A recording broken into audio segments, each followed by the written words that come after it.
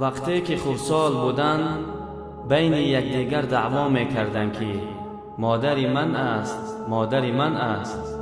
یکی میگفت نه، این تنها مادری من است. دیگری میگفت از من است. و همین طور بین آنها جنگ میشد که مادری من است. و با یکدیگر میگفتند بیا رویم مادر را پرسیم. وقتی که نزد مادر میرسیدند مادر تبسم کرده میخندید و هر دوی آنها را آغوش میکرد، زیرا اینکه مادر میدانست که یک وقتی دیگر هم آمدنی است. یک زمانه جنگ و دعوا این بود که مادری من است، مادری من است. اما وقتی رسید که مادر پیر شد، اکنون جنگ و دعوا در این است که مادری توست، مادری توست. یکی میگوید ماهی گذشته در خانه من بود، فرزندان من بسیار عذاب کشیدند، شبها خواب کرده نمیتوانستند، ناراحت بودند از سلفه های مادر. من دیگر نمیتوانم. ببر مادر را در خانه ات یک ماه خواب کند، بعد میبینی چی طور مشکل است.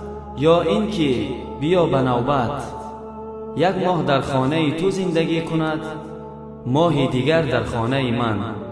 امروز همان مادر برای فرزندان یک بار زیادی شده است. مادری که پیغمبر صلی الله علیه و سلم گفتند بسیار دلم میخواهد که مادرم زنده می بود و من نماز خفتن را نیت کردگی می شدم با جماعت و مادرم صدا می زد، می گفت محمد.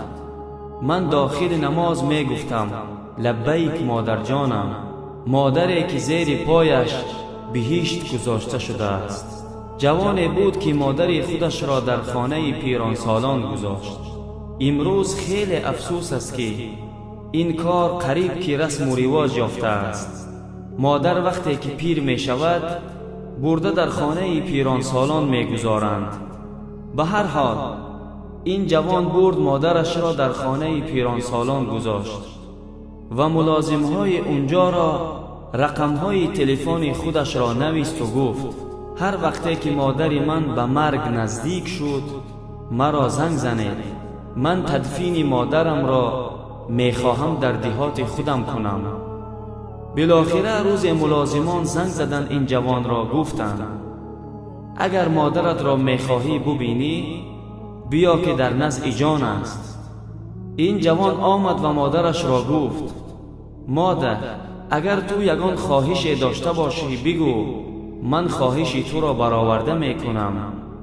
مادرش گفت فرزندم اگر توانی همین خانه پیران سالان را کمتر تعمیر و آباد کن و کندیسنر بیار برای اینجا که وقتی گرمی های تابستان بسیار گرم است، پیران سالان عذاب میکشند.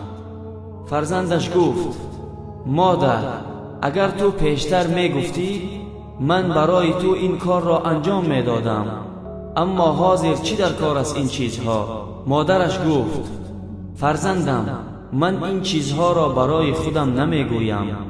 من میترسم که فردا پسران تو را به اینجا میآرند و در اینجا تو عذاب میکشی. سبحان الله. برادران عزیز ببینید، این است قلب مادر، مادر دلسوز، مادری که در آخرین لحظه های زندگی هم بهر فرزندش می سوزد. الله مهربان برای ما توفیق دهد که خدمت پدر و مادر را کنیم در وقت زنده بودنشان و بعد از مرگشان دعای نیک بهر آنها. آمین. برادران عزیز این نوار را نشر کنید، زیرا اینکه سخنان خوب را برای دیگران رسانیدن صدقه جاریه است. والسلام علیکم و رحمت الله و برکاته.